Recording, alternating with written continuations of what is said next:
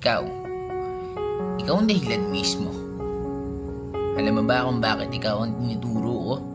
Dahil ikaw mismo ang dahilan kung bakit nagbago ang takbo ng mga bawat hakbang ng aking mga paa at mundo ng buhay ko.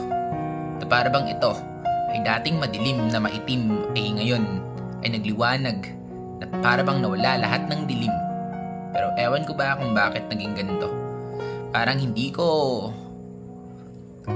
rin mapaliwanag sa sarili ko kasi yung sarili ko ay gusto ko na rin sumali at sumama sa iyo.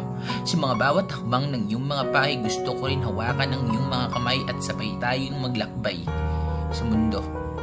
Na ewan ko ba kung bakit nakikita ko ang bawat ngiti ng iyong mga labi na kay tamis na para bang gusto kong mamintis at matamis ng iyong halik na para bang ewan at paranasan.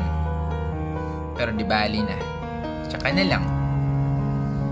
Siguro, pag tayo na magkasama, pag naabot ko na siguro yung inaasam-asam na pangarap ay ikaw at ako ang magsasama dito sa ibabaw ng mundo ay gagawa ng pahina na wala ng pahinga na tayong dalawa ang gagawa ng masaya na mga alaala. Oo, at mayroong problema pero hindi iiwan yung bawat isa. Mga pangakong hindi na magbibitaw at hindi na magbibitawan pa. Ikaw at ako ang magsasama sa dulo ng walang hanggan at hanggang mapuno itong pahina ng libro na yung laman na yung ikaw at ako ang magsasama sa palagi.